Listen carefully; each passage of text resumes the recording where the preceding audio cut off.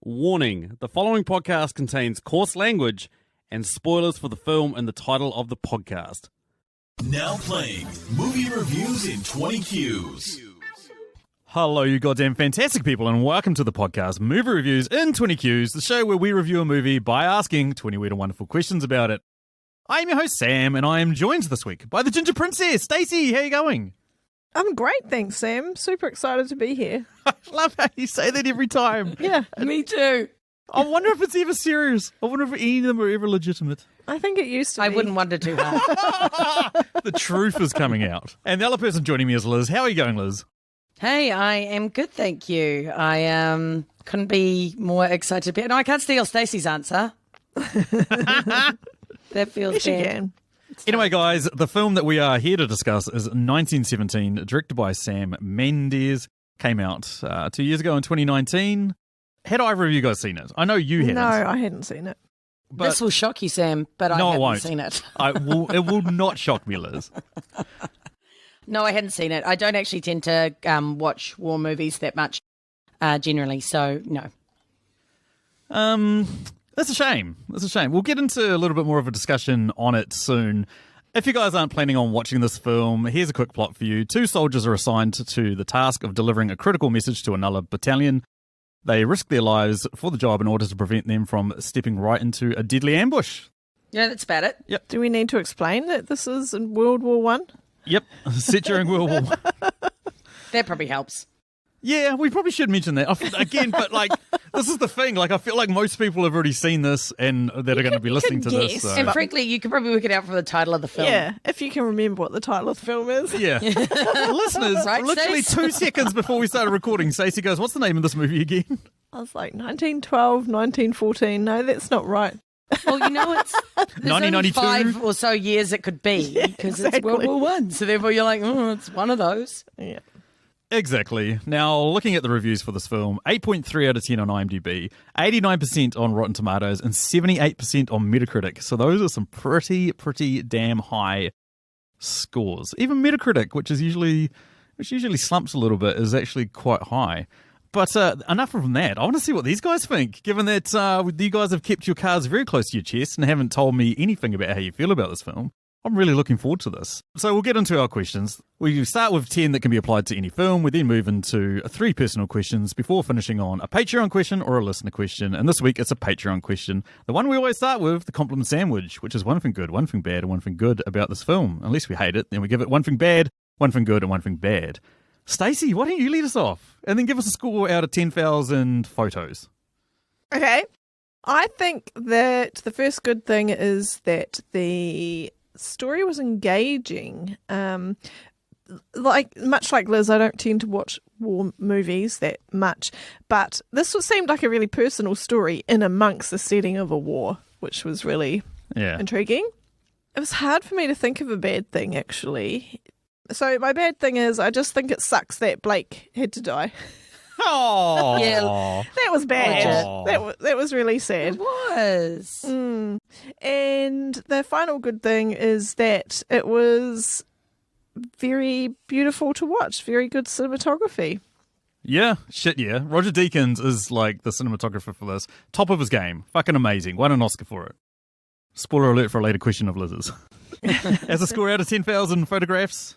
9,000. 9,000? Yeah. Wow. That's 9,000. Yeah. Yeah. I don't think anyone's going to beat that, especially not told slightly negative than the rest of us, Liz. But you're up, Liz. What do you got?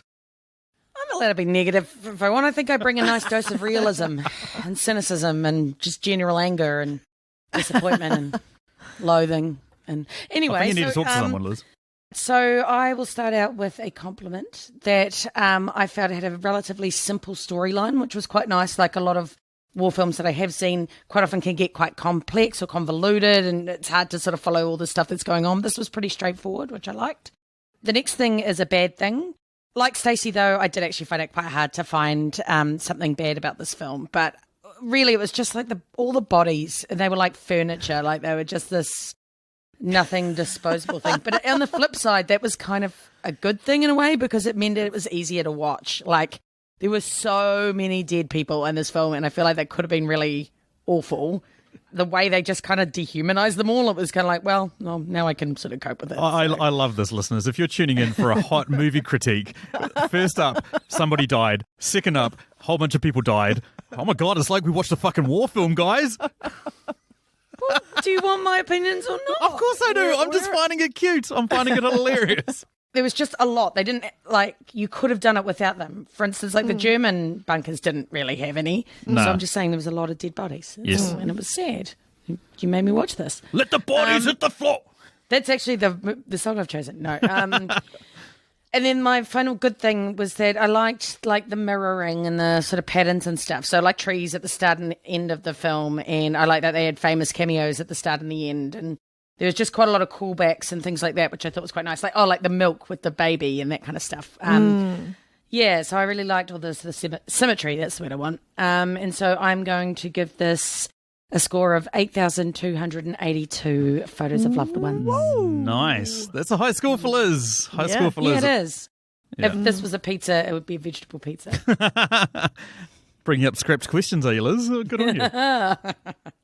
Anyway, that's fine. What about you, Sam? Go on, wax lyrical. Yeah, I'm going to go nuts. The pacing, first of all, the pacing. The pacing of this film basically just grabs you, draws you in, and doesn't let up. You know, from start to finish, it's just constantly dropping action scenes in at appropriate times, as well as giving you sort of moments to pause and catch your breath. You know, there's parts where you're just they're having the two main leads are having heart-to-heart moments, or talking about back home and all that sort of stuff. When Schofield meets the French girl, there's these sort of small moments of fucking reprieve, but then the rest of the time it's holy shit. And for a single shot film, to actually have these intense, massive, over-the-top action scenes in them is absolutely mind-blowing. At the same time, that then becomes the bad thing for someone like me, because I'm watching this film and I know that it's been edited and I know they shot it over the series of weeks. It wasn't just one continuous shot. I'm constantly looking for where they've edited it, where they've spliced the scenes together. And there's very obvious transitions in some of them, like when they're walking through a crowd and one single soldier walks right in front of the camera, or when there's a post or something like that, and you can see where they've sliced them together, because sometimes the actor's walking behind it, but he comes out at a really weird, obtuse angle, and you think, oh, it's a bit weird. So it sort of takes you out of it. And then, yeah, I didn't notice any transitions like that. I honestly thought it might have just been done all at once. I was did they just practice this over and over and over until they got it right? Honestly, I could have bought that, because I didn't see any of the transitions. Final good thing, emotional feels. It's very rare that I watch a movie nowadays and I actually get so invested that I'm feeling sad or happy or all that sort of stuff. It's too much now watching this film and going, hey, what quote would be the worst thing to hear after sex? It's fucking annoying. This film, though, Jesus, roller coaster of emotions. Absolute roller coaster of emotions. And I loved it for it. And that's why I'm giving this a score of 9,647 out of 10,000. Wow. I was so close to a hyperbole sandwich and legitimately only could come up with one bad thing. And I thought to myself, shit. But that's not a bad thing. There wasn't a lot of bad things. There's not. It's hard to fault this film. But your bad thing isn't even a bad thing about the film. It's about your ability to watch a film. Yes, it's about my own mental deficiencies. Thank you for pointing that out. Thank you for laying to bear all my stupidity. My bad thing was about war, not about movies. Exactly. Your guys' bad thing was people died. Yeah, mine was about the story her writing. specific death was, But if he'd lived, so shut up. If these two had gone through everything they went through and both had lived, you'd be like, oh. I feel like it added weight to the film. One of them had to die in order for you to go, okay, this is believable. Yeah. I don't agree with that. I felt like it was very shocking, Blake dying. I didn't expect it, especially in that way. And so I felt like it was good for just holy shit. It just turned everything on its head and went, oh no, they're really going there. So I liked it for that reason, even though I hated it, if that makes sense. Yeah, same. Yeah. That's how I felt during the movie. Was it just the first time I watched it? It just drew me straight in of holy shit. I think he could have been wounded and carried on. It would have made their trip. Gut injuries last ages, take ages to kill you. And also, why didn't he just try and cauterize it? Because there was flame there. You could have heated up a knife and cauterized it, couldn't you? I think cauterizing might work on almost surface level stabs. He would have still been bleeding stabbed internally. Him probably through his spine, basically. It was pretty deep. No, yeah, maybe. I hadn't thought of getting to his spine. I figured it'd just be enough to get him to Well, to make him last until those people turned up 2 minutes later. Yeah. Yes. Oh, that was frustrating. Yes. Yeah, it was. Yeah, thanks for raising that, Liz. Just I a, hey, bro, forgot. how are you? Yeah. When I saw that, I was like, what? Those guys were just around the corner. They probably heard these guys. The vehicle and stuff. Yeah. They did say that they saw the plane, like the smoke from the plane, and that's what drew them there. Yeah. Yeah, God, I guess. timing. Anyway. Anyway, That moves us over to our Patreon questions. First up is our man, Dave Baker. Dave has his own Patreon as well at patreon.com/your favorite. There's a link down in the show notes. On it, he posts a ton of awesome content, like essays on Medium, video essays, YouTube recommendations, all that sort of good stuff. Anyway, what's his question, Stacey? It is, what 2 characters would you want with you at a house party? This is going to be one depressing fucking house party, isn't it? no way. I've got a fun answer. Well, I'd find it fun. I'm getting both Blake brothers because the older one was hot and I would totally tap that, no question. And the younger one, he seemed fun. He spun a good yarn. I reckon it'd be a good laugh to have at a party. I was about, oh, really? Yeah. Or like a weekend at Bernie's type situation? No, pre-movie invitation. Yeah. Yeah. I wouldn't invite his corpse. No. Weekend at Blakey's. Sounds fun. What about you, Sam? I'm laughing, but I had him as well. See? What, You like, met him before. It's quite funny because it's Tom and like Lannister out of Game of Thrones, and then it's Robb Stark out of Game of Thrones as like the two brothers. Oh my God. Yeah. I thought that was quite hilarious. It was Tommen. Yeah, I didn't recognise him because he wasn't blonde. And top so I was quality podcasting. like, his face seemed really familiar, and I was going to look it up, but I forgot to. But yeah, of course it was Tommen. And it was Robb Stark, because I didn't think Robb Stark was that hot when I watched the show, but he was definitely hot in this. Yeah. Liz is gonna go back and have some retroactive wanks over Game of Thrones now. Oh, gross. Unnecessary. Anywho, I had the younger Blake brother because he's always telling stories, and that's sort of what you want. Yeah. And then I wanted Mark Strong because I like a bald man. We stick together, we help each other. God. But the thing about Mark Strong is he's like a real like GC, like he just shows up there. That's good C word for our foreign listeners. I just realised GC is a very New Zealand term, and most people don't know what it means. And we call each other GCs to say they're a real good C word, implying that they're a See you real awesome next term. Tuesday. Yeah, good see you next year. So yeah, I mean he's legit. Like he's a bit stoic. He's like quite helpful and supportive and all that sort of stuff. I feel like he'd be good value at a house party in terms of just making sure everyone's having a good time and looking after everyone. What about you, Stace? I'm just going with Blake and Schofield because they're the 2 main characters and they seem really like nice guys. I feel like you'd want Schofield pre this movie, though, rather Yeah. than post, because post he's pretty dejected. Yeah. Yeah. It'd be funny to be just sitting around like having a yarn and be like, oh fuck man, had a worst day at work this week. Oh, blah blah blah. Just like, oh, you had a bad day. Fuck, do you want to hear about my story? Be like, okay. Post movie, you'd be celebrating that he made it. He did his mission and he saved some lives. Like it wasn't, he wasn't on time to save everyone, but. Very touching too that it ended on him looking at that photograph of Come Back to Me. I was like, Yeah, that was wow. really Yeah. sweet. Yeah. Little bit of trivia. My phone lit up with a Shazam when I was watching that, and the name of the instrumental that played at that time was called Come Back to Me. Wow. Oh, Yeah. nice. So I thought that was really cute, actually. Movie trivia from Liz. Unintentional, no research on her own behalf. Her phone did it for her. Hey, I occasionally have some good snippets, so fuck you.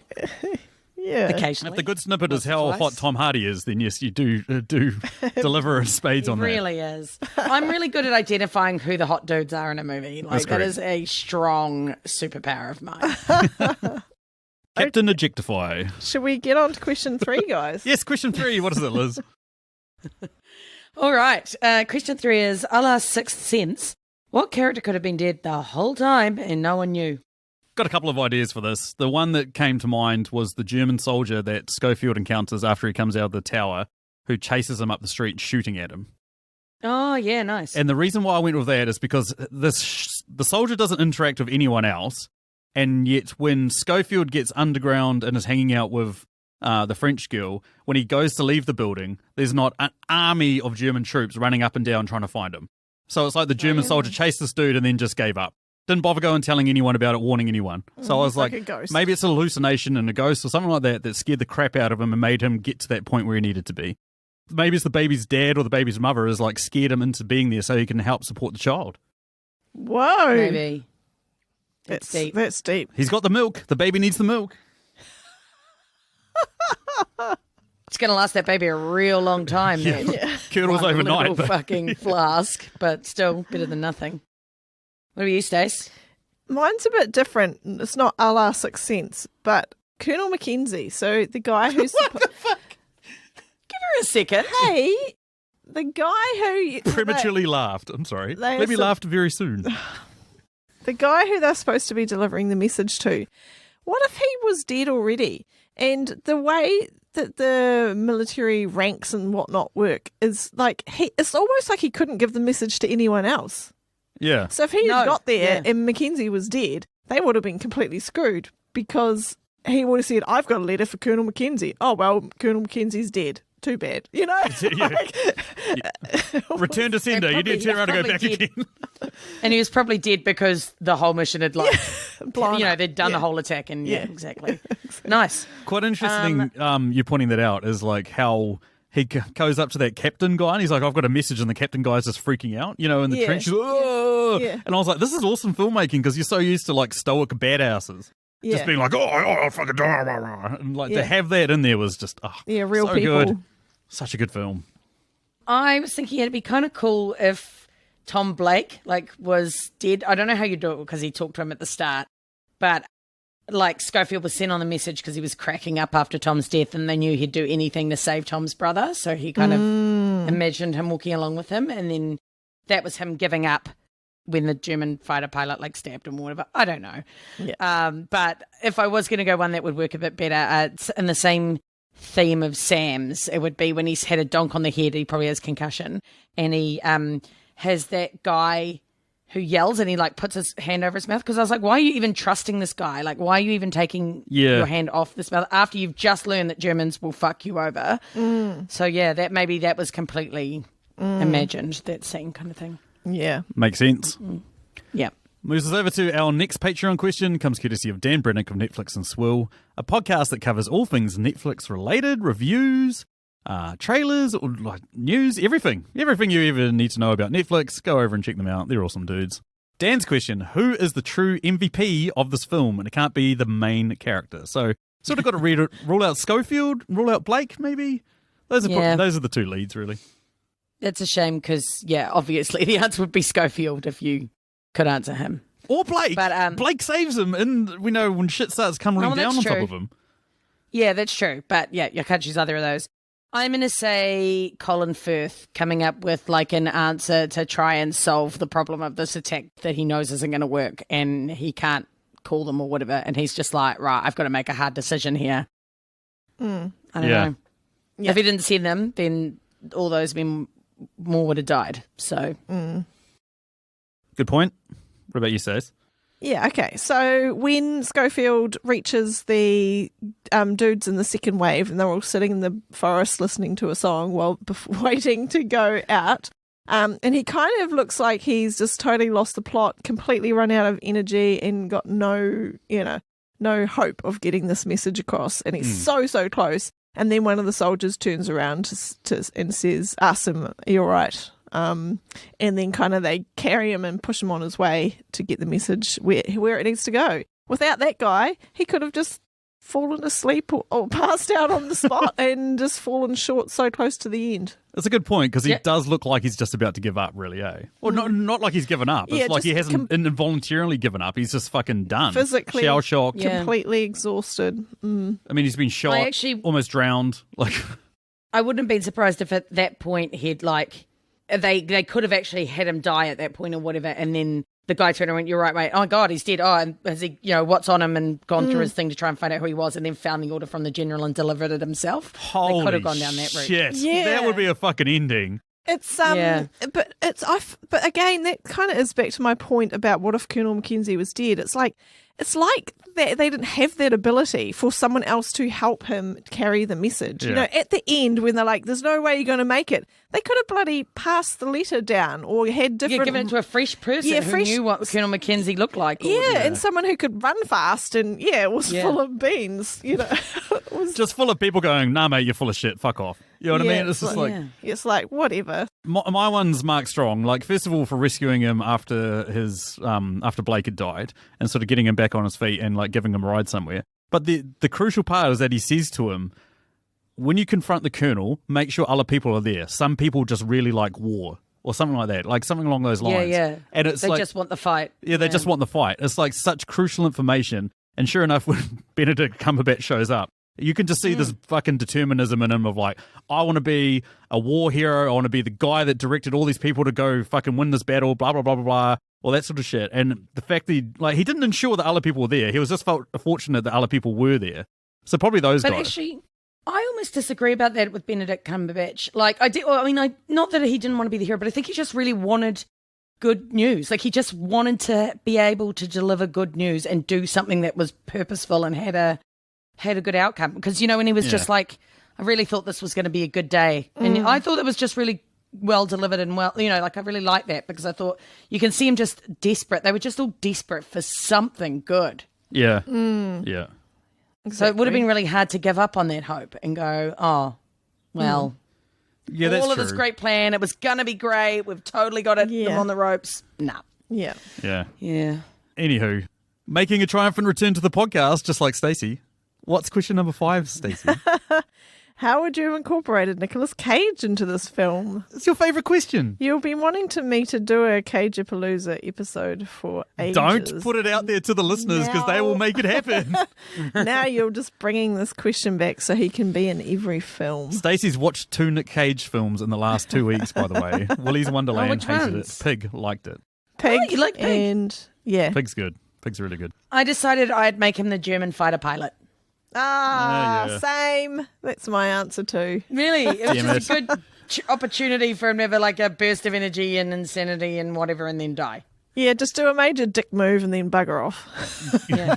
Pretty much. Did we all say that then? No, I've got to admit that was my front runner until about 5 seconds ago when someone went past it. Which is, you know, when like we're talking about how Schofield confronts that guy, puts his hand over his mouth and tells him to shush, and then the other drunk German guy comes back. Drunk German, the guy that's throwing up outside the building and then comes back like, oh yeah, he'd be great at that. Yeah. Nicolas Cage would own that. He would absolutely own that. Yeah, he would. Cool. 100%. Question 6, what is it, Liz? All right. I specifically requested this question because I think it's pretty key for this film. What deep philosophical debate arose in you during this film? Okay, there's quite a few usual ones of like, would I go to war and what would I do to defend my country and all that sort of stuff. I mean, they're the standard ones. The one I was thinking more specific to this film is whether Schofield and the troops took back Accost, I think is the name of the French city, and whether they rescued that French woman and her baby. Because as we discussed, he gives this French woman some milk for the baby, and the milk would have curdled overnight, and that would have been the end of its food supply. So I'm hoping, like Hal, that the French woman and the baby got rescued. Pretty sad ending otherwise. Yeah. Yeah, Sam, mine, this film specifically made me think about how broken all these guys would have been going home, you know, all the tragedy and stuff that they watched. And that made me think about how much our world was shaped by World War I and what would our world look like now had it not happened. Like, I just wonder what kind of impact they had on the world, basically, with all these men, like so many men had died, and then the ones that came back were really broken. Just how did that affect society? I don't know the answer, but yeah. Oh, massively. Like, you know, we're in the middle of a pandemic. World War I caused another one as well. All the troops came back home with Spanish influenza.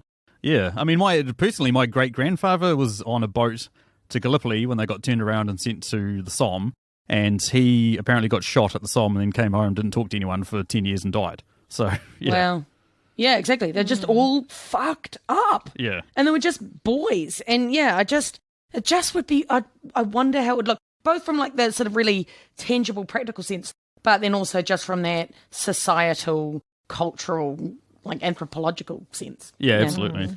Created World War II as well. Created Hitler. Hitler got to see how shit Germany got treated after World War I and all everything they had to give up and that, you know. And they gave him the impetus to keep going. Yeah, exactly. You got anything? Okay, so there's a couple of scenes in this that made me question, like you say, the mindset of these soldiers. And that is when we see the German fighter pilot crash into the barn. And even though he's completely stranded on his own, has no one else around him of his German soldiers, he still, to the bitter end, tries to kill the enemy. So my question is when do you just give up and go, fuck, this isn't worth it? Or are you so pre-programmed to just kill the enemy? Just kill, yeah. Regardless of what bad situation you're in. And it's interesting, too, that he does that knowing that there's another guy 10 metres away with a gun. Yeah, he knows he's going to die. He knows he's going to die. He takes someone out. While he's I think he expected that he would die or he was going to be useless, stuck in a prisoner of war camp or whatever, and he just went, do you know what, fuck it, at least I can, do one last thing for my country. It's a really good one. Yeah, whereas we actually saw the opposite thing with Schofield. Like you say, when he encounters some German soldiers, he puts the hand over his mouth to shut him up because he really doesn't want to kill him. He's like, look, I'll let you go. Just let me pass. That was my interpretation of it. So he obviously hadn't got to that mental state of just killing at all cost. Yeah, and even then, after he kills that guy, after he strangles that guy, and we're talking about the drunk guy, he doesn't just immediately grab his gun and shoot that guy, which he could have got away with in this entire city that's on fire and roaring and that sort of shit. He doesn't just shoot the other guy and get a hasty exit. He just runs past him, tries to shoulder him over, and just keeps running. And it's just what the fuck? And then other guys start shooting at him. He's just Yeah, I actually wondered if that was because of Blake's influence, because Schofield says when the German pilot crashes, he says, oh, we should put him out of his misery. So he was inclined to kill him. And Blake said no. So I wonder if that was meant to be a nod to him trying to respect his, live up to his fallen comrades' ideals. Totally. Cool. Moves us over to question number 7, also a Patreon question, and comes courtesy of our man, Nerdrovert. Hey, bro, how you doing? You're the man. His question is, what time during this film is the perfect moment for a bathroom break? And I'm just going to preface this by saying, never. Piss your fucking pants. This film deserves it. Oh, no, I had one. I said it was when Schofield was in the river, because I felt there was no way he was going to drown. It would have been such a shitty anticlimactic ending. So I was kind of like, yep, okay, he's going to be swept downriver for a little bit and it's going to be scary, but it's fine. He will make it out. And then actually that would have been okay if you came back and missed the bit where he had to swim through the bodies because, oh my God. And you wouldn't have, and just seeing him slump by that tree, I would have been absolutely exhausted after that, bodies or no. So I felt like that was a bit you could have missed and it wouldn't have spoiled it. My other deep philosophical debate is what would be worse, swimming through all those bodies or going for a swim down our local public pool, and I still can't work it out. I don't know where the bodies would be dirtier. It's hard to tell, but shut up. Yeah, less likely to be code browns in the dead bodies. Probably, yeah. On a similar vein to you, Liz, there was something I didn't appreciate seeing, and it could have been missed, is near the start of the film, Schofield pierces his hand, and I thought, oh, that's gory, but I can handle it. And then a couple of scenes later, he then places his hand through the chest of a dead body. So disgusting. Puts the injured hand through a chest cavity. And I was like, that's getting infected. He's going to die. He's going to get a fever gangrene and fucking everything. He just saw a rat come crawling out of. That was the worst bit. When the rat comes out of the guy's chest, I was like, oh no, son, no. Oh, I can't handle this. Yeah. That was could have missed that. Stace. You got to admit, this movie does a great job of foreshadowing, eh? Like we see the rat come out, we're like, there's no way he's going to go, and oh, there he is. And even the German planes, he sees the planes fly over top, and then they won't come back again. No, a plane almost lands on his fucking head. It's a testament to the quality of this film that the things that we picked to miss are things that we just didn't want to see because they were gory, not because they were boring parts to the movie. Yes, absolutely. Anywho, that moves us over to question number 8. What is it there, Stace? What was the biggest dick move of the movie? I mean, the German soldier, right? Come on. The pilot. I've got a different answer because actually I felt like for him, he was kind of following, like you said, he was following the way he'd been trained and doing what he could for his country. What I thought was a bigger dick move was the moment at the end where it seemed like they were all going to ignore Schofield, even though he's telling them he had orders from the general. Like the fact that he had to really fight to get that message through. I was like, You assholes. Like, all your, all you've been trained to do is follow orders, and you're going to ignore this guy yelling, I have a message from the general. Like, that really pissed me off. Yeah. That it took them so much to get that through to them. And my dick move, a follow-up dick move to that is they didn't really seem in a hurry to get the message out to the other, to the second wave. Oh, yeah. They were just like, okay, we'll call it off. But then nobody ran out, yelling down the trenches. Hey, bro, do you mind? Are you up to anything at the moment? Oh, I was just making coffee. Oh, bro, after you finish making your coffee, bro, all I need you to do is just tootle on down there and just like tell that dude, like, Just let a few people know. Yeah, just let him. Yes. Bro. Oh, bro, if you pass any captains, by the way, bro. Yeah. It did seem like that. It did seem pretty bad. It's just ridiculous. Yeah. Anyway. All right. My Lala dick move was that fucking rat setting off the tripwire in the bunker. It's like, that's fucking little asshole rat. Why would you do that? He's going to make it out fine. He doesn't give a shit about these other two. Didn't like Tom Blake calls him that, right? Like he's like, oh, you little asshole rat, or like you little bastard rat or something. Yeah. It's quite funny. And he even says, I should have shot him. You should have. Yeah, you should have. Anywho, that moves us over to question number 9. Comes courtesy of our lovely friend, Emily Higgins of the Tasteless Podcast, a podcast that compares two films. One that's universally beloved, that she thinks gets way too much love, compares it to a film that mostly everybody hasn't heard of except for her, and sees why the other film's good. She comes up with some very interesting ideas. I'll put it that way. You guys should all go check her out if you haven't already. Creative. We love her. She's great. Anyway, what's your question, Liz? All right. She would like to know what movie you would pair with this movie to make a double feature. I am going to go with the 2015 film Victoria. It's a German film, so it's the other side. Oh. But it's not a war film, but it is a German film. Stacey goes, ooh, she's actually seen this film. That sounds She's good. watched this fucking Sounds film. good, Sam. It's about a young Spanish girl who works in a cafe who, after locking up the cafe, she goes down to a local nightclub, meets up with these German guys, gets on the piss with them, and then goes back to an apartment building, and then shit happens. Similar to this film, it's all one shot. The difference being that it is literally one shot. Like, they had a cameraman record the entire thing that happens over this one night, and basically they did it 3 nights in a row, and then they used the best take, which happened to be the last night. So there's like some random shit in there. Like, at one point you can hear the director in the boot of a car yelling at her, turn right, turn right, turn right, and shit like that. And it's Funny. like where it goes and what happens in it, it's pretty fucking insane, right? Yeah, like, I don't want to spoil anything. It starts off as a bit of a like, oh, is this like a little romantic type of film? It's not. It's totally not. Unfortunately, because it is all one shot, there are moments that sort of sag and the ending goes on for a little bit longer than you'd expect.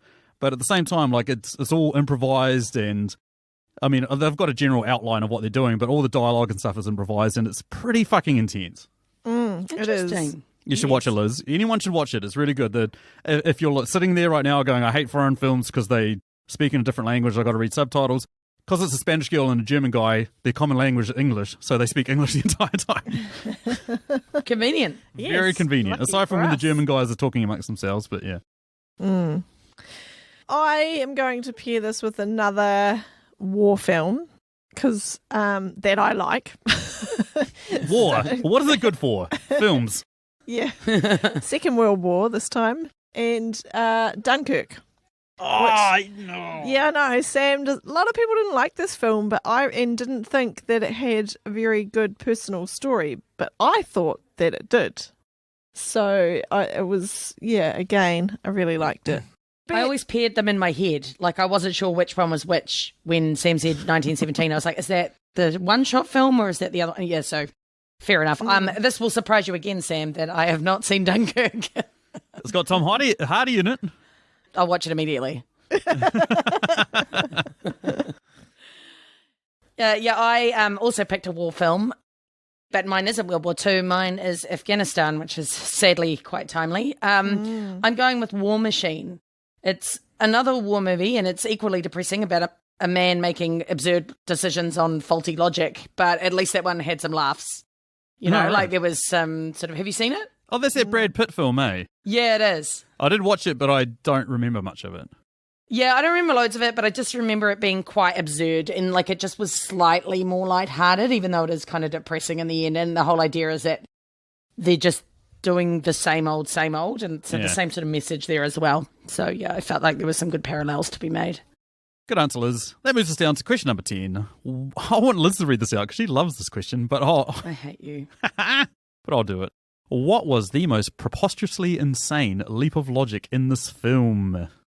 I'm saying that the two boys would make it to the Devons at all. I can't believe that was the only way to make it happen. You know, like that Colin Firth went, okay, you two very young boys, I want you to take this insanely convoluted journey across like enemy lines and shit. You've got 12 hours or less. Off you go. I'm sure you'll be fine. I will do no other sort of contingency planning or any other solution. We've seen planes fly over. You know what I mean? Like, surely a plane could fly over and drop a message. Right? Like, I was just like, sure, oh, no. they hold up like a big sign for a plane to see that says, tell them no attack, General. yeah. I've just realised I've ruined 1917, just like the Eagles ruined Lord of the Rings. Where it's like, why didn't they get the Eagles to fly over the fucking Mount Doom and drop the ring in it? It's like, it's a good point. Why didn't they get the fucking Eagles to do that? I don't know, man. I don't know. But yeah, that just to me, I was just like, I felt like surely they'd be like, okay, you're one of 12 plans we have to make this message go across. But it wasn't. It was just them. I've got to admit, that was on my list as well of like, why hasn't he sent other people? You know, like, why isn't there other little groups going different directions or whatever? Like, yeah. I get that he says the people who are alone to move fastest or something like that, but at the same time. But then send like 6 different pairs. Exactly. You know, like, I just found that weird. Yeah. What was yours? Okay, so we see Schofield. He's running along. He's just left the French town, I think, and he's got renewed enthusiasm. Well, no, he's not. He's being fucking chased by German soldiers with guns. Hey, that would renew your enthusiasm. Exactly. He's motivated, man, and he's motoring. I must admit, if a whole bunch of German soldiers showed up here with guns, it would renew my enthusiasm in everything. You name it, it would renew my enthusiasm. Dude, if there were German soldiers standing here and going, Liz, you better fucking mop that kitchen floor, well, I tell you, it would be sparkling. Right now, it is not. Oh, so anyway, so he's running along and then all of a sudden, plop, he jumps over and he's fallen down into the river. Yeah. And he looks as if he knew it was there, like it was going to happen.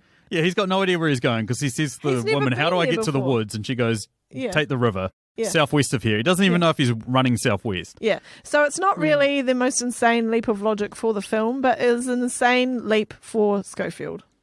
It's a massive insane leap. That's right. It is an insane leap. Literal insane leap. Yeah. Luckily for you, my one actually follows on from that. As much as that's insane, I found it insane that he washes up right where that troop is. You know, for the purposes of this film, we couldn't have him wash up 15 minutes away and just show him walking for 15 minutes trying to find the fucking battle. But the fact that he comes climbing out of that thing, walks up through the trees is like, oh, here we are. Sweet. And then sits down. Might as well have a little rest. Anywho, personal questions. On to you, Liz. All right. My first question is, where did that random soldier get a dog from? Oh, the same place everyone gets a dog. You get it from like a breeder. Okay. 3 years into the war in France? Yeah, so a mummy dog and a daddy dog, when they love each other, Sam. make little baby dogs, and that's where that dog came from. Okay, where did the mummy and the daddy dog come from, Sam? Well, I know where the daddy dog came from. Yeah, okay, Sam. Oh, Jesus. Stacey, do you have a better answer? We are not macho, so you don't. This is not working. Yeah, I love how he thinks we're gonna laugh, and we're just like, you're really dumb. I'm just hoping someone out there in the fucking listening to this is like, good one, Sam. Okay, he got it from the village. Haven't they just like the French village?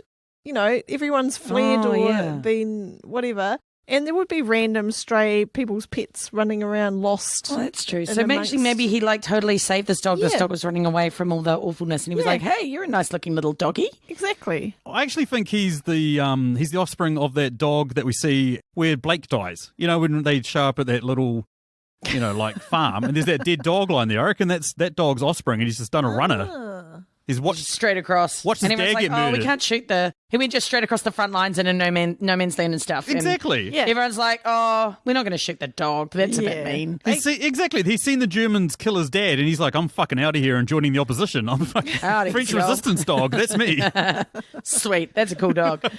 I would now like to ask what was what you thought was the absolute worst moment for Schofield out of all of the horrible things that he went through. Well, talking about running in front of things, like we've talked about everything else, and a lot of those other ones would probably be my first.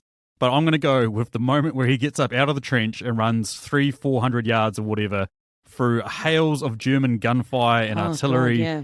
And everything like that. People that were watching this, a couple of the extras bumped into him when it happened. That wasn't supposed to happen.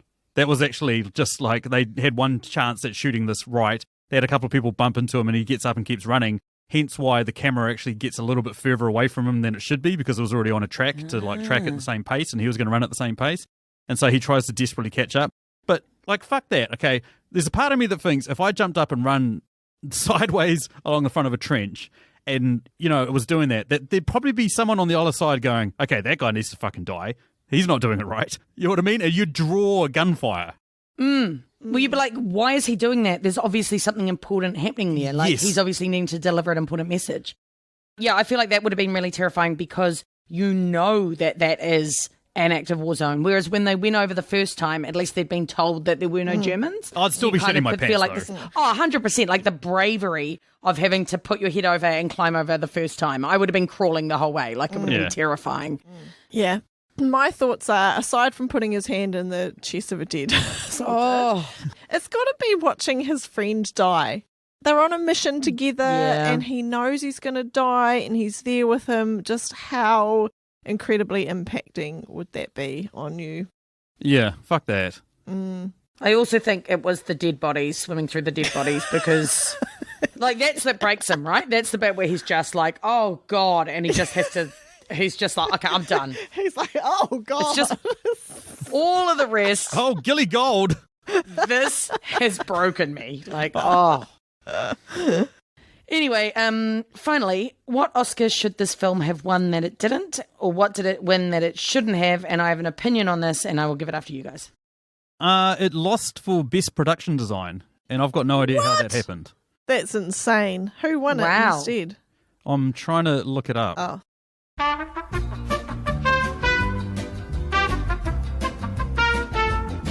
It lost to Once Upon a Time in Hollywood. And look, I get Once Upon a Time in Hollywood was awesome in terms of one great scene of Brad Pitt driving around and all looks Hollywoody, but holy fucking shit, man. Like, this film had like an entire set made for the film to be shot, and we went through everything of like all these different terrains and towns, fires, lakes, trenches, rivers, impressive. fucking everything. It's just, phenomenal. Should have won for that. 100%. What about you, Well, Stacey? I didn't research into what it did or didn't win, but it should have won something for cinematography. It did. It did. Oh, phew. Perfect. I'm glad about that.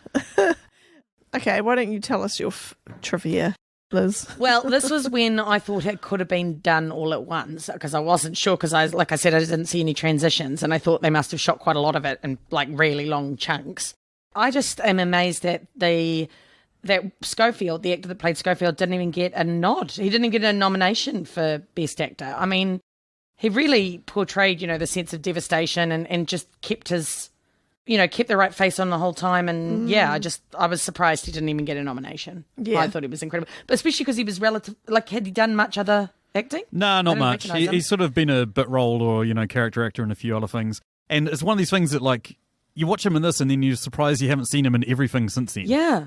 He was fantastic. And, to be in that such a huge movie like this, obviously must have had a huge budget. It had these A-list cameos. I just thought he was fantastic. Yeah, $95 million, I think, was the budget on this. Yeah. So, I mean, how freaky to, be the main character for a $95 million movie that has Colin Firth and Benedict Cumberbatch in it. Yeah. And, having to portray all this hard-out emotion and do these action scenes. Yeah, physical. And for him not even to get a nomination, I think that was a real shame. Yeah, bollocks.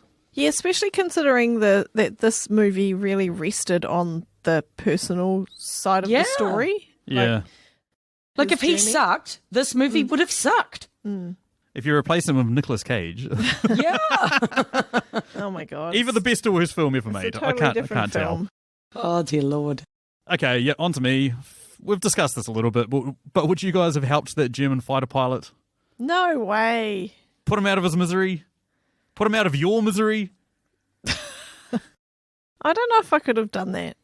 But maybe if I was in war. You totally could have. You've got the eyes of a kid. I would have. I think it's human nature. Like, you'd just see him, you'd see that he was going to burn to death in that plane. And burning to death is like my worst fear. So I would have just seen that like, oh, that poor human, I can't have him burn to death. And so I would have dragged him out of the plane. I would have absolutely been killed by the German fighter pilot. I've been exactly the same as Blake. I'm too trusting as well. It would have been interesting to see what happened if Schofield hadn't walked away, because he was stabbed when it was just 1-on-1. It was like when it was 2-on-1, the German guy was like, oh, nah. But Panicked, then as soon as he saw a window, he took it. Yeah, and it was crazy that, he was walking away to get him water and the other guy was sitting there trying to help him. Like, just mind-blowing. Yeah, fuck that guy. I would have shot him the first chance I got. Well, the benefit of hindsight... Yeah, I'm all about self-preservation. I think I've watched too many horror films and shit like that to, not try and do something, not tie him up at least. But anyway, my next question, what's the most memorable time you guys have been at work and gone, really, what the hell am I doing? Because I feel like these guys had quite a few of those moments of like, what the hell are we actually doing right now? I feel like mine is pretty pathetic compared to theirs. Anything is. Anything is. So, I wanted to preface it with that, but I'm going with working record-breaking hours at McDonald's in the kitchen when I was in Dunedin. Like, everyone was just shouting, like, there's grease everywhere, you're burning your fingers on the grill, you're desperately trying to cook enough and you can't keep up, and it's just exhausting. And I was just sitting there going, why am I doing this? Like, is this really worth the $8.80 an hour that I was being paid? Yeah. Oh. Spoiler alert, no. My one was scrubbing out the underside of a conveyor belt at a blueberry orchard. They had a conveyor belt that just transported all those berries from the washing area to the frozen area. And they got me to get in under there and just scrape away all these dead berries that had just been accumulating over the space of 3 months. And there was like dead rats and shit in there, dead birds. Oh, God. Yeah. Yeah, that was absolutely disgusting. What about you, Stacey? Have you got anything? Yeah, I do actually. Liz, you just reminded me, talking about university jobs. Again, this is not traumatic compared to what these guys nothing we say is none ever of these are. But for me, a person who likes to, when I'm working, I like to proactively be doing stuff to feel like I am actually working. My holiday job at uni was a swimming pool lifeguard. And when you're a swimming pool lifeguard, you are actively doing nothing. And that is your job. You are standing there on the side of the pool, watching the pool. Yeah, okay, you're watching the pool, making sure no one's getting into strife and all that jazz. But you literally do nothing for the entire shift. Oh, that would be so hard. Painful. Because you can't read a book or play on your phone. No, you can't even physically do anything. I don't know. Yeah, you can't go anywhere. You can't do anything. Yeah. It's one of those jobs that if you're doing it really well, you're doing nothing. Yeah, exactly. Yeah. If everything's going great, you don't have anything to do. Yeah, I never had to rescue anyone. No one ever. I've always thought that, God. Security guards and lifeguards and stuff. I just think no, thank you. Yeah. Cool. Okay, final question. Liz didn't want to do this film. Listeners, she after New Zealand got announced that we're going into another lockdown, Liz basically says, I don't really want to watch anything that's depressing as fuck, and she sort of suspected it would be. But I want to know from you guys, do you guys consider this film to be depressing AF? Yes, it is so depressing. Sorry, but World War I was such an exercise in futility. 3 years, they sat there fighting over a tiny piece of land. They were just boys, they weren't men. And they just fucked them all up, like I said before. I just, the whole, even if, the end is positive and stuff, the whole thing is just this depressing, futile waste of human life. If you want the rainbow, you got to put up with the rain, Liz. No, I'm happy without the rainbow. Don't have the war. I don't know. I've never, that's why I don't watch war movies. It gets me thinking about how many lives are just wasted, and it's so sad. Yeah. If you put the war content to one side, this film is uplifting. There's a picture of a tree. He achieves his goal. The main character has a goal at the start, and he triumphs over adversity on his way. And it kind of shows you that A, people can survive this, and B, people are just trying to do their best in this very bad situation. Yeah. I agree so with there you you go. Stacey. I'm half empty. Stacey's half full. Yeah. And I'm full. I find this definitely full of something. But yeah, I find this uplifting. I find it like the triumph of humanity. As I said, I get invested, and then by the end, I'm like, yay. But yeah, anyway, let's move us over to Stacey. What do you got? What do you got, Stace? Okay, so Sam's already mentioned the one shot perspective of this film, one continuous shot. What was the most impressive use of this device? There probably were better moments, but the one that sort of stuck with me, I just really like how it made you feel like more time had passed. Like, to start with, I was kind of like, okay, so we know that this movie is only going to be 2 hours of actual, like, lifetime. Well, a bit more because he, blacked out. But actually, it made you feel like there had been hours. Like, when he was in the truck with the squatties, like, it felt like he'd been in the truck for, like, half an hour, even though he'd only been in there for a couple of minutes. It was just the way that it happened. I just felt like it seemed to elongate the movie so much more than it was. I thought that was really impressive. Yeah, it really did warp your sense of time. You know, because if you think about it, an hour he went from trenches to a town. It's like, how the hell did that happen? Especially with everything that happened in between. But anyway, the one for me is that they approach this crater, and they've already been warned, don't go into the craters because, you might not be able to get out of them. But this one's so massive that they go down into this crater, and we get a shot of the crater as they're approaching, and there's nothing around the outside of it. But then these two guys go down, and then the camera banks over the top of the crater and then comes down and then skims the surface of the water of the crater and then comes out and follows them up the other side. And I'm just sitting there going, how the hell did they do that? Did they have the camera attached to a crane, which then ran around the outside of the crater? But usually if they had that, they would have had a track set up so that it could do that. And then I was thinking, is it a drone? Have they used a drone in this situation? Have they used somebody jumped into the water or, craned it around the outside and then somebody's grabbed it from the other end, all in one smooth transition and then followed them up this side of the crater? It's unbelievable. I messaged some of our good friends. We watched the thing, who have both worked as cameramen, and said, how did they do that? And they came back and said, oh, fuck knows. Impressive all round. Absolutely. What's the next question, Stace? At what point would you have bailed? Without getting too much into personal stories, I've had a situation recently where everything that could go wrong did go wrong, and I kept quite a calm, cool head about it and got out through the other side. So I basically have a great ability of being stressed before something happens and then being calm during it and then afterwards going, what the fuck was that? And freaking out. But so I was like, I don't think I would have bailed, but I totally would have bailed on life the second I get crumpled inside a bunker and there's dust and shit going everywhere. And then they're saying, jump, you have to jump over this. I've got a broken toe. I've got asthma. I would either die from an asthma attack or I'd fall down that mine well or whatever. You know what I mean? I'd exit life. I'd bail from life. I'd be out. See you. Bye. Good luck, Blake. Yeah, my answer's similar because I would have been the one killed by the German pilot because I would have done exactly the same thing that Blake did. But if I didn't, I would have just kept it going too because what other option do you have, I wouldn't be able to live with myself if I gave up and 1,600 men died. I feel like you would have just kept going till you either got there or you died. Yeah. Absolutely. Exactly. Okay, so my final question is, what British A-lister was the most impressive cameo? I'm saying Benedict Cumberbatch, because by that time you'd forgotten about Colin Firth, and so it was a real surprise to see a face you knew again. Well, they had Mark Strong as well, but I suppose Mark Strong isn't nearly as high level as Benedict Cumberbatch or Colin Firth. I suppose those two are, for me, I guess I recognise this face, but not as much as you know him as well. The one for me was Richard Madden. He shows up and goes through this like roller coaster of emotion of like, hey, how's it going? Oh, good. Oh, yeah, I knew your brother. Oh, what do you mean you sort of thing? And then just like... He's like, oh, he's here. Oh, he's not. He's not. Like, yeah. And, he was brave till the end, all this other shit. And the way Richard Madden just does the typical British, like, stiff upper lip, you'll be fine. And like you can see his just like face locked in this frozen expression and then tears just start forming on his eyes and rolling down. Like to just like walk in and without having a take, without having edits, without, changing perspectives and seeing his, point of view on that sort of shit, just to like one focus on him and deliver that was fucking amazing. Yeah. You could just see all the emotions crossing his face and then he's just like, get yourself to the mess and get yourself cleaned up. And he just flicks into soldier mode. Yeah, flicks into soldier mode, especially after he's just gone to him, is it okay if I write to your mother? And he's like, yeah, that'd be good. Yeah, unreal. But anyway...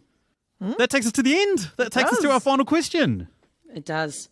And our final question comes courtesy of our man Julio of the Contrarians podcast. The reason why I'm finishing on Julio is Julio and his partner Alex, podcasting partner, I better disclaim that. Him and his podcasting partner Alex are going to be appearing on the show very soon. They're coming on to chat with me about the M. Night Shyamalan film The Village, which I haven't watched in a long time, but very yeah, that was a interesting weird film. Yeah, interesting film. Anyway, Julio's got a couple of questions now, and the one we're going to roll with is this one, which is if the main leads were gender reversed in this film, what would it look like? So basically a pair of women get tasked with this mission and go on an adventure, and we can freeball on this. We can basically... You would have to change the entire cast to female. Yeah, Couldn't just change the leads. Like, the whole situation would have to be gender reversed. I literally thought of this because like 1917, right in the middle of World War One, you didn't have women on the front line as soldiers. So unless the mission was, we've got a pair of nurses that have to get this special medicine to a general because he's dying from dysentery or syphilis or I don't know, fucking one of those diseases that people use, polio or something. They've got to get this medicine across the battleground to the other person to heal this guy. You wouldn't see it unless we have an alternate history where women do fight on the front lines and that's them in the trenches, them fighting. So I think it could have been a nursing camp, like saving the people on the front line, and they would have got the truth from the truth of the attack from a pair of like gossiping captured German soldiers, like who were talking in German, and then maybe one of the nurses spoke German, understood it, and then they were like, shit, there's no men here, they're only broken. So then those nurses had to take the message. That's the only way you could do it. So then that transitioned over to who we're going to have in this film. I was thinking, because of Game of Thrones, I was thinking Sophie Turner, because we're going to need young British actresses, right? So Sophie Turner, look, why aren't you smiling? I've put a ginger in the film. Come on, man. Oh, come on, ginger princess. And Maisie Williams. Yeah. Go Or Maisie Game Williams. of Thrones casting again. Yeah. Or those two. Yeah. I want Florence Pugh, though. I'd like her as Schofield. Yes. You want her in every movie. I do. The woman that Kit Harington married. Oh, the ginger. Another ginger. There we go. Sophie Turner from Game of Thrones. The egret from Game of Thrones. What's her name? Egret from Game of Leslie Thrones, yeah. something. Don't know, can't remember. Top quality podcasting.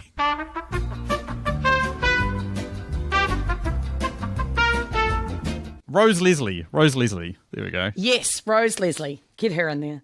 Yeah. So Rose Leslie and Sophie Turner. So a pair of gingers. This is your dream movie, Stacey. Stacey's contributed nothing but her hair colour to this. Oh, shut up. Yeah, punch in for me. Yeah. Right, is that us? That's us. That's it. Nothing else we want to add to that story. You don't want to chuck in a couple of like high-level British actresses as like the cameos?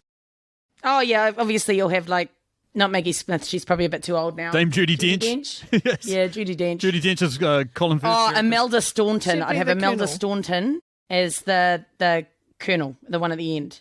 Because she plays Umbridge in like the Harry Potter movies, and I reckon she'd do the real good, like, oh, well, thank you for your message, but we have things in hand. No, come on, you'd have Tilda Swinton, wouldn't you? Such a bitch. She'd be the general. Yeah, she'd be the general. Who'd be the Mark Strong? Who'd be the lovable, nice one? Helen Mirren? Yeah. Waters. What's her name? Oh, Julie Waters. Julie Waters. Yeah, there we go. Yeah. That would work. Yeah, nice. Good work.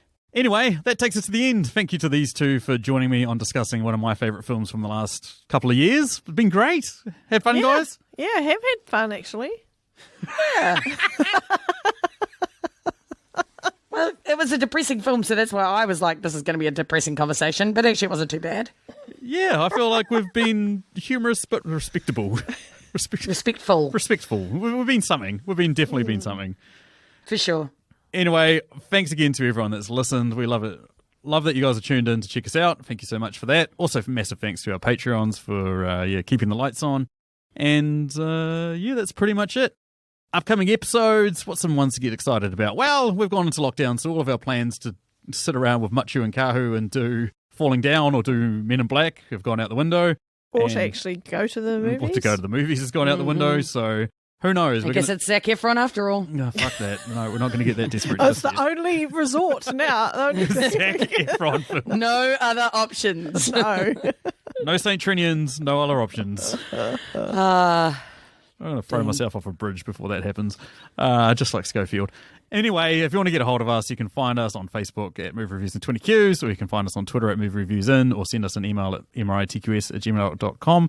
Links are all down in the show notes. Alternatively, if you want to become a Patreon, get some bonus episodes, behind the scenes bullshit that we leave out, You can find us in the link to Patreon down below as well. Anywho, that's thanks from me. Thanks from me. Bye.